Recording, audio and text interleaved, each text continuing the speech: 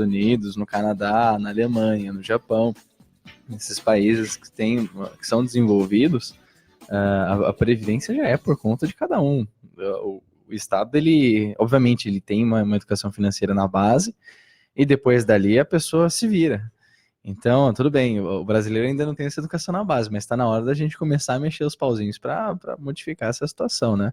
Não à toa, pessoas como eu têm cada vez mais visibilidade, têm cada vez mais espaço em rádios, TVs, enfim. Eu acho que justamente para a gente começar a mudar essa cultura, né?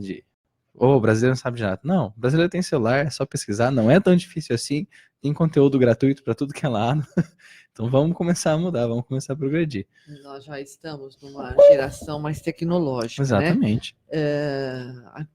As pessoas mais velhas, como eu, em relação a você, tem um pouquinho mais de dificuldade de achar as coisas, mas a moçada que está vindo, e é esse que tem que mudar hábitos, porque não adianta o que gasta hoje, o que vai ganhar amanhã, né? Não tem como. Você já tem que começar a pensar no teu futuro. Minha filha fala muito isso, ela fala assim, mãe, se eu pensar que no INSS não vai existir mais quando chegar a minha hora, Sim. né? Então, vocês já têm que mudar essa visão, que é diferente das outras pessoas mais velhas que não viveram essa época da tecnologia. E apenas fazendo adendo, sobre essa questão ainda da Previdência, estamos falando da capitalização, né, que aí seria, entre aspas, cada um por si, que na verdade o governo vai dar um estímulo nessa questão, né. Primeiro a gente vai ter a transição para esse novo modelo e depois nós vamos ter a capitalização, que seria o último modelo. Mas a capitalização ela seria proposta para, até então, o que está sendo conversado, para pessoas nascidas a partir de 2005. Quer dizer, são pessoas que já nasceram conectadas a um celular e um carregador. Então já é um outro nível de aceitação tecnológica, de possibilidade de pesquisa. São pessoas novas, né? Se parar para pensar, eu sou de 94. Então, eu já tô com 25 anos. É jovem. E eu sou jovem. Né? Muito jovem. Tenho acesso à internet, enfim, para mim é mais fácil. Então imagina para essa garotada aí que nasceu em 2005. São 10 anos de diferença. Eu confesso que eu procuro aprender o máximo que eu posso, mas eu tenho dificuldades. Sim. Não tem coisa que não dá para mim. A minha sorte é ter jovens em casa, ter jovem aqui, né? Que qualquer dúvida eu bato. Como é que eu faço aqui? Eu não sei. Eles resolvem para mim. Sim. Mas muita gente está muito pior que eu, né? Sim. Mas eu acredito que vai mudar pouca coisa nesse sentido da Previdência para as pessoas que já estão para se aposentar ou que já estão aposentadas, não vai alterar em nada, né? Uma vez que você recebeu o benefício, ele não é alterado. Ele é alterado para quem ainda não recebeu, né? Aí existe essa possibilidade, porque não se tira direitos adquiridos, por assim dizer, e quando a gente fala de Previdência, continua o mesmo sentido. Então, mais a preocupação teria que ser por parte de quem tem menos de 30 anos, entre aspas, preocupação. Então, digamos que as pessoas que não têm tanto acesso à informação ou têm algum tipo de dificuldade com informação, estão tranquilas. Pois é, Vitor Baldin, ele que é economista, e hoje o tema que nós vamos falar aqui é sobre os principais erros que as pessoas cometem na hora de fazer um investimento. Exatamente. É aquilo que a gente disse, dinheiro está curto, mas tem gente que ainda tem um pouquinho, que está guardando um pouquinho, né, fazendo as suas economias. Você sabe, Vitor, às vezes me surpreende, porque vi muitas histórias já de domésticas, pessoas bem humildes, né? Uhum. Que conseguem, com o seu salário, manter a família e vai fazendo um pé de meia lá, e numa certa hora ela consegue construir a casinha, e Sim. a casa está bem arrumadinha, porque conseguiram fazer esse pé de meia famoso, não é? Exatamente. E detalhe que na maioria das vezes as pessoas não investem, né? Vão sempre guardando na poupança, que muitas vezes rende menos que a inflação, diga-se de passagem, e ainda assim conseguem poupar um dinheiro e a longo prazo financiar, dar uma boa entrada, ou então construir tijolo por tijolo, literalmente, né? Enquanto vão vivendo as suas vidas. Esse tipo de economia, vamos chamar assim, ela é a famosa economia doméstica, né? Que entra em finanças pessoais e que, ao mesmo tempo, gera toda essa curiosidade de como as pessoas conseguiram fazer isso. Isso, ela parte do princípio de metodologia, né? De como você guarda o seu dinheiro, de como você gasta o seu dinheiro. Hoje, se a gente parar para pensar, eu sou uma dessas pessoas que todo final de semana sai. E cada vez que você sai, você não consegue sair com a sua família, no meu caso, 3 pessoas, e gastar menos de R$ 100. Isso não existe. A não ser que você coma um cachorro-quente. E as pessoas que conseguem poupar, elas acabam trocando alguns hábitos que nós temos. Então, ao invés de sair, faz comida em casa. Ou então, se for sair, janta em casa ou almoça em casa e aí sai para comer só a sobremesa. E aí você acaba gastando um pouco menos. Aí você consegue poupar mais e de pouco em pouco ir construindo sua casa, ou construindo seu patrimônio. Ou, que é muito comum hoje, né? As pessoas se juntam na casa de alguém, fazem uma comidinha ali, não é? Exatamente. E se diverte do mesmo jeito, né? Exatamente. É isso aí. Como nós vamos falar hoje de investimento, o Vitor trouxe para a gente aqui uma pauta falando sobre os principais erros que nós cometemos na hora de investir o nosso dinheiro. Isso. E aí eu pergunto para você, é importante conferir a taxa administrativa do investimento antes de investir em qualquer uma das formas que a gente escolher? Sim, é importante. Por quê? Primeiramente, eu costumo dizer que a maior dificuldade do seu investimento render são as taxas administrativas. Por quê? Vamos supor que você seja uma pessoa extremamente conservadora, que você invista apenas em renda fixa. Se nós pararmos para pensar, hoje a grande renda fixa que o Brasil tem é o Tesouro Nacional, que rende 6,5%. Ok. Em tempos comuns, né, ainda mais no Brasil, é natural que a inflação tenha uma porcentagem aí de 2,3% ao ano de inflação. Isso é normal, tá? Considerando o Brasil. O Brasil já teve inflação na época Sarney, absurda, né? Enfim, na década perdida, né? Que você chegava de manhã no supermercado tinha um preço e à noite tinha outro. Nossa, Enfim, aquelas maquininhas corria solta, né? corria solta, né? Enfim, mas hoje em dia já está um pouco mais controlado. Mas ainda se tratando de Brasil, o Brasil tem uma inflação alta, se você comparar com o resto do mundo. Enfim. E o que acontece? Se você for investir em renda fixa, você vai ter o Tesouro Selic, que hoje é o mais conservador possível, rendendo a 6,5%. Aí você desconta a inflação de 2% ao ano em média, tá? Não é nada absurdo para o Brasil isso, se a gente considerar o histórico. E aí vem mais a taxa administrativa do fundo, né? Porque tem fundos que têm uma taxa administrativa de 2%, 3%, eu já vi taxa administrativa de 4%. Então, todo o dinheiro que você, entre aspas, ganharia investindo em Tesouro Selic, você acaba perdendo para a taxa administrativa. Mas a inflação, no fim, você está Elas por elas. elas por elas. O seu dinheiro, ele não cresceu, ele só inflacionou. É diferente, você não ganhou, você só inflacionou. Então é importante a gente ficar atento à taxa administrativa, porque muitas vezes o tamanho da sua taxa administrativa, principalmente na renda fixa, tem um desgaste maior, tem um peso muito maior. Na renda variável a situação muda um pouco, mas ainda assim é muito importante a gente ficar atento.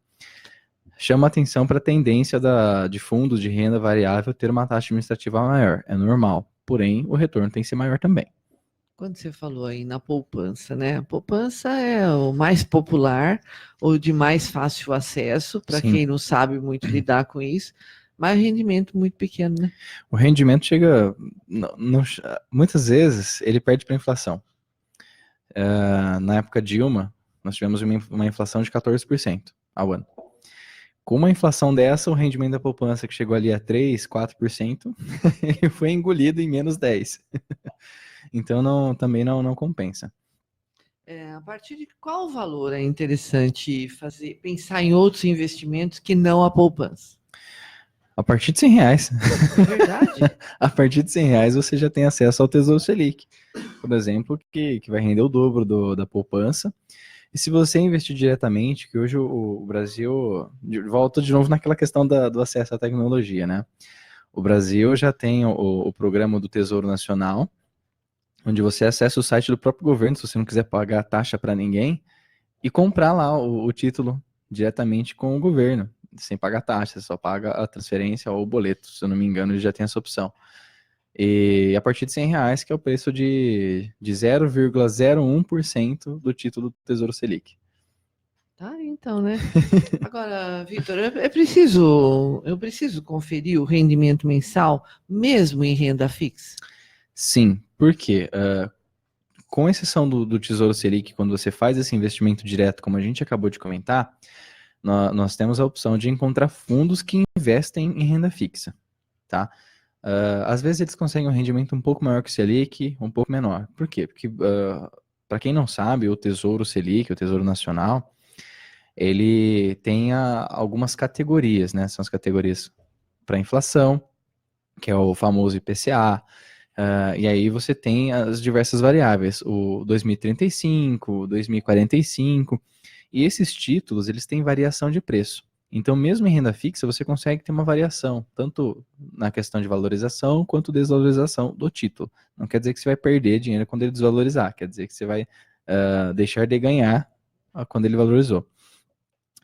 Então, é importante que você acompanhe quando você faz o investimento em fundos de renda fixa, que investem em fundos de renda fixa, porque muitas vezes, num determinado momento, você está lá achando, ele investe, por exemplo, em Selic, ele investe em Tesouro Nacional, você acha que ele está investindo no Tesouro Selic, que rende 6,5%, você vai acreditar que ele rendeu 6,5%. Aí você vai ver, ele inflacionou, você ganhou mais, ou então você deixou de ganhar mais. Então é importante ver de acordo com o seu perfil se ele é inflacionado ou não. Pois é, então nós estamos conversando aqui com o Vitor Baldinho, o Vitor que é economista. Já vamos para o intervalo? Então nós já vamos no intervalo, porque se eu fizer a próxima pergunta, não vai dar tempo. Então a gente ganha no próximo bloco 1 minutinho a mais. Não sai daí, não. 10h13, Revista da Manhã, e hoje nós estamos conversando com o Vitor Baldinho, o Vitor que é economista, e falando para nós aqui, dando dicas sobre o que nós não devemos fazer na hora do investimento, quais são os erros que a gente comete. Aí eu pergunto para você, Vitor, como que a gente aloca todo o capital em renda fixa? Vamos lá. Como é que a gente pode fazer essa alocação dos investimentos em renda fixa? Mesmo para as pessoas que são mais conservadoras, eu sempre costumo dizer, siga a regra dos 80, que é você fazer, pega o número 80, retira a sua idade, e esse percentual você pode investir em renda variável. Isso é o recomendado, porque existe um estudo por trás dessa regra, para que você consiga, caso você tenha alguma perda nesse caminho até seu ponto de aposentadoria, que a gente chama, o ponto em que a pessoa para de trabalhar, vamos chamar assim, e começa a viver só dos rendimentos, você tem esse tempo para se recuperar. E é possível você fazer essa alocação na renda fixa e acompanhar com uma renda variável ao mesmo tempo. Então, você pode fazer alocação em IPCA, em CDBs, que é o Certificado de Depósito Bancário, que, modéstia à parte, hoje, se você encontrar algum fundo com uma taxa de 10% ao ano ou superior, ou encontrar em CDI, né, que as pessoas têm essa dificuldade, né? Muitas vezes você vai fazer um investimento em CDB, alguns têm uma taxa anual, outros têm a taxa em CDI. O CDI, para quem não sabe, é o nosso benchmark, tá, gente? Então, 100% do CDI corresponde hoje a 6,3% ao ano. E ele vai acompanhando o Tesouro Nacional, o Tesouro Selic. Então, se o Tesouro Selic cair, essa taxa cai junto. Se o Tesouro Selic subir, ele sobe junto. Então, se você encontrar uma taxa em CDI, tenha preferência para aqueles que estão acima de 118%. Caso contrário, fica com 10% ao ano, 9% ao ano ou superior, já vai ser sucesso. Então, você pode investir em Tesouro Nacional, investir em Tesouro IPCA, né, que são os corrigidos pela inflação, mais um incentivo. Você pode investir em CDB, você pode investir em LCI para quem quer fazer, por exemplo, uma reserva. Eu super recomendo fazer uma LCI, que é uma letra de crédito industrial, né? Que na maioria das vezes são incentivados pelo governo, não paga imposto. E aí, se você encontrar uma boa taxa de CDI, a 90% do CDI, já é vantajoso, porque você não vai pagar o imposto na hora de retirar. Eu super recomendo esse tipo de investimento, principalmente para quem quer começar a poupar e a montar sua reserva de emergência. Porque a reserva de emergência, você pode precisar dela a qualquer momento, mas você quer que ela tenha algum tipo de rendimento, né? Então você coloca em LCI que você vai ter um bom retorno. Se você precisar sacar, você saca sem imposto. Então é super interessante. Não é difícil de ter acesso a esse tipo de investimento. O teu banco oferece, as corretoras oferecem. Não é difícil. É só dar um Google lá que vai aparecer alguma opção para você. E, obviamente, de novo, manter o seu investimento também em renda variável é importante, principalmente a longo prazo. Desculpa. Minha voz, toda vez que eu venho aqui, é incrível, Roseli. Toda vez que eu venho aqui, minha voz falha. Ah, mas não tem importância, faz parte. Agora, Vitor, é uma coisa que a gente precisa ter um pouquinho mais de conhecimento, né? Porque se eu quiser investir diretamente no banco ou através da corretora, eu tenho que ir com um pouquinho de subsídios para.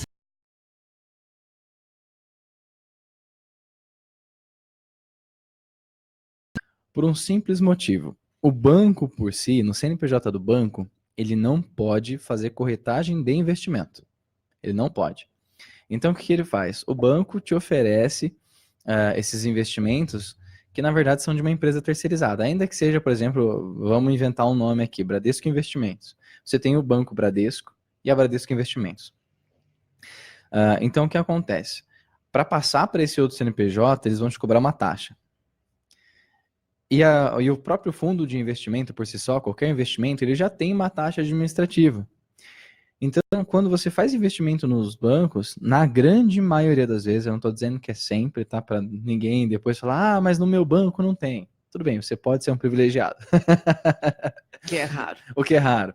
Mas na grande maioria das vezes, você vai ser bitaxado. E a gente costuma dizer, você vai pagar uma taxa administrativa para o banco por ele estar te levando até o investimento, e no investimento você vai pagar a taxa administrativa do fundo de investimento. Então, deem preferência às corretoras de valor, às corretoras de investimentos especialistas nesse segmento. Primeiro que elas vão te oferecer muito, elas têm um portfólio muito maior, elas vão te oferecer muitos tipos de investimentos diferentes. Você vai ter uma gama maior, uma opção maior. E quanto maior a opção, possivelmente maior o seu rendimento. Né? Você pode diversificar mais. E você não vai pagar duas taxas administrativas, você vai pagar só uma taxa administrativa com a corretora, que é a taxa administrativa do próprio fundo. A grande maioria das corretoras hoje tem a abertura de conta gratuita. Só fiquem atentos à questão da transferência de recursos, que é quando o dinheiro sai da sua conta e vai para a corretora, que é interessante, é inteligente você ter a isenção de TED, por exemplo. Eu super recomendo a abertura de conta em bancos digitais justamente por conta disso. Você coloca o banco digital para fazer as transferências e não pagar, né, o famoso TED ou o DOC, e acaba economizando e não desconta da sua taxa de retorno, né? Se você for ficar descontando um TED de 14, 17 reais que cada pessoa paga, né, na maioria das vezes, o seu retorno fica menor ainda. Pois é, a gente tem que estar atento e aprender um pouquinho com isso tudo que o Vitor está falando. Vitor, a gente anda por aí, tá cheio de placa de aluga-se, de vende-se, né? Parece que é uma indústria multinacional que se instalou aqui nesse município. É uma grande indústria. Então, antes, quem tinha uma linha telefônica também, nossa, tinha um patrimônio maravilhoso. Aí chegou o celular e foi acabando com tudo. Hoje o pessoal está desligando o telefone fixo, não vale mais nada. Não vale. Tinha filas enormes para conseguir uma linha. Aí eu pergunto para você, ainda é um bom investimento ter casa para alugar? Telefone já nem se fala mais. Não, telefone. Quanto menos é mais, né? Com certeza. Vamos lá. Ainda hoje, algumas pessoas são travadas mentalmente, né? Existe um bloqueio mental das pessoas comprarem imóveis para ter segurança e colocar esses imóveis para alugar para ter algum tipo de retorno, para ter uma aposentadoria, enfim, para ter uma renda extra. Será que ainda vale realmente a pena? Esse é o grande ponto. Hoje, mesmo com a menor taxa Selic histórica, desde a criação do Plano Real, a gente tem que pôr na ponta do lápis o seguinte: para você comprar uma casa, hoje, uma casa comum, vamos pôr aqui na região de Campinas, né, já que nós estamos na famosa RMC. Se você for comprar uma casa com 2 quartos, 2 banheiros, uma sala, uma cozinha, um quintalzinho, uma varanda, você vai pagar algo em torno aí de 300 mil reais. Difícil você encontrar por menos, que seja bem localizada, que tenha uma boa estrutura, que não esteja precisando de reformas. 300 ainda está falando, não. você está sendo bonzinho. Eu tô sendo bonzinho. Se for na região aqui por Valinhos e Vinhedo, então nem se fale. De 400 a 500 mil, uma coisa pequena. Uma coisa pequena. E aí as pessoas muitas vezes elas acabam comprando essas casas e põem para alugar. Tudo bem. Em economia, nós estudamos algo chamado de taxa de retorno. a famosa TR, né? E o que acontece? Quanto tempo leva da sua casa que você comprou alugada para você recuperar o dinheiro que você gastou para tê-la? Então, poxa, de repente uma casa aí que tem um valor venal de 300 mil reais, você vai conseguir um aluguel aí de 1.200 reais, chutando alto, né? Ok, Quando o inquilino paga quando o também, né? inquilino paga e quando está alugado, tem esse porém. Tudo bem, você comprou essa casa. Vamos supor que você não construiu essa casa, você comprou ela. Essa casa já tem algo em torno de 10, 20 anos de uso. E aí você foi lá, comprou e colocou para alugar. Tudo bem. Primeiro você vai demorar para ter o seu retorno de volta. Seus 300 mil reais investidos, vamos chamar assim, na compra dessa casa, ele vai demorar mais de 10 anos para voltar para sua mão. Depois, nós temos que considerar a inflação. Nós temos que considerar que toda vez que tiver algum problema na casa, você vai ter que fazer algum tipo de reparo e vai sair do seu bolso. Nós temos que considerar também que a sua casa pode não ter um inquilino. Então, matematicamente falando, hoje a taxa de retorno de um imóvel é de 0,03%. Isso do valor total do imóvel, né? Que ali a gente cobraria o valor médio de aluguel. Em contrapartida, você pode encontrar investimentos com um retorno excelente de hoje, com a atual Selic, de 1% ao mês, a partir de 100 mil reais. E a maioria das pessoas acaba optando por comprar uma casa ao invés de investir o dinheiro. Gente, é sério. Comprar casa já pronta, se dispor de um valor desse, 300 mil reais, para viver com um aluguel de 1.200 reais, 1.500 reais, não compensa. Com 300 mil, no investimento, vamos chutar baixo, 0,8% ao mês com 300 mil. Você já vai estar ganhando mais de 2.500 reais. Já com a sua casa ali alugada, te dando dor de cabeça, com a possibilidade de você não ter inquilino, com a possibilidade de você ter gastos com reforma, quando a gente coloca na ponta do lápis, não faz mais sentido comprar casa para pôr para alugar. Agora, se você quer comprar uma casa para você morar, aí é um sonho. É diferente, você está materializando seus desejos. Aí tudo bem, não tem problema. Aí não entra na matemática financeira, não é um investimento. É um bem, é um desejo. Aí é diferente. Pois é, aí todo mundo quer ter sua casinha, né? Mas se for para alugar, não vale a pena. Não vale a pena. Investir em qualquer tipo de previdência privada é um bom negócio? Ou investir nela para guardar dinheiro forçadamente? O que a gente faz? Vamos lá. Eu conheço muita gente que que não aprendeu ainda a investir, mas que está querendo dar aquele primeiro passo, né, que a gente costuma dizer. E aí vai no banco, eu quero investir. Pô, o que você pode me oferecer? Eu tenho aqui uma previdência privada. É a primeira coisa que eles vão te oferecer, um título de capitalização, em seguida vai ser uma previdência privada.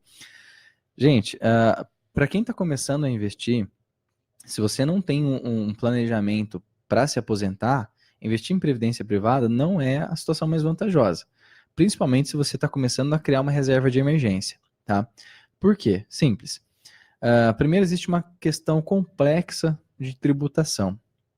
A previdência ela pode ser VGBL, ela pode ser PGBL.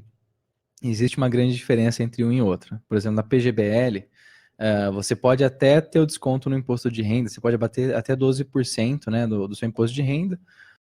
Porém, em contrapartida, no saque, você vai pagar a tributação em cima do valor total que você tem. E para quem, por exemplo, quer montar uma reserva de emergência, poxa, a Previdência, você só pode sacar ela a cada 60 dias. Se você tiver um imprevisto em 35 dias, você consegue sacar, por exemplo. Aí vamos supor que dali mais 15, se teve um outro imprevisto e precisa sacar, você não vai poder. Então, tem que ficar muito atento a essa questão. Não invista em previdência privada se você não tem o plano de se aposentar por ela e se você, principalmente se você está querendo montar sua reserva de emergência. Existem outros meios. A previdência privada, o saque a cada 60 dias, é uma situação complexa de tributação e é necessário verificar, muito bem verificado, os fundos de investimento de previdência. Porque a taxa administrativa, de novo, e a tributação vão pesar muito contra você na hora de sacar esse dinheiro. Então, se for fazer, faça muito bem planejado e, pelo amor de Deus, não coloque como reserva de emergência, mesmo para as pessoas que têm mais dificuldade de guardar dinheiro. Pois é, para a gente finalizar, Consórcio. Tem muita gente Consórcio. que... eu me lembro que a minha ajudante lá em casa, a gente falou para ela, não faz, vai ficar muito pesado para você, mas ela acabou fazendo no meio do caminho, não conseguiu pagar mais e parou. Eu falei assim, então, a gente não falou para você não fazer? Por que não guardou esse dinheiro de outra forma? Tem que esperar não sei quanto tempo ainda para reaver isso. Fazer um consórcio, Vitor, é uma forma de poupar obrigatória ou é uma forma de investir? Nem A, nem B. Vamos lá, por quê? Eu já trouxe aqui algumas vezes, se eu não me engano, Roseli, a questão o consórcio ele não tem juros, tudo bem. Mas você paga uma taxa administrativa. Olha só, a taxa administrativa hoje está com força. Sim. E o que acontece? Você paga, né? As corretoras, né, as administradoras, desculpa, elas vão cobrar algo em torno aí de 16 a 20%, dependendo do tipo de consórcio que você está pegando. Se é de carro, se é de moto, se é de imóvel e do valor que você vai pagar. Então, ao invés de você ganhar dinheiro colocando no consórcio, você acaba perdendo esse percentual. Se você parar para pensar, 16% é muito. De prejuízo, ele é muito. Se você for colocar em qualquer outro tipo de situação, comparado com o consórcio, até um título de capitalização vira investimento. Porque no consórcio você sempre vai perder, mesmo para aquelas pessoas que têm essa dificuldade de poupar, que são pessoas que gastam compulsivamente, se for esse o seu caso, aí sim eu recomendo que você faça uma previdência apenas para poupar forçadamente. Porque aí as previdências hoje elas têm a opção de débito em conta, né? Porque assim como o consórcio, você consegue pagar e não ver. Então faça, de repente, o título de capitalização já seria mais interessante que um consórcio. Uma previdência em renda fixa, por exemplo, seria mais interessante que um consórcio. Mas pelo amor de Deus, consórcio não é investimento. Parem de utilizar o consórcio como uma forma forçada de poupar. Não funciona, você perde dinheiro, ainda mais ao longo do tempo. Pois é, está sabido isso já, né? Sim. Quantos anos ele existe? Depende da maneira que você quer encarar a sua vida. Mas no caso dessa pessoa que eu citei aqui, a gente sabia da dificuldade, como é que ia ser.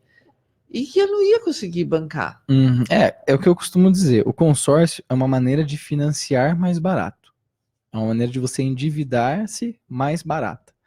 Então, existem, obviamente, estratégias que eu, por exemplo, como consultor financeiro, como economista, eu até auxilio as pessoas a utilizar o consórcio.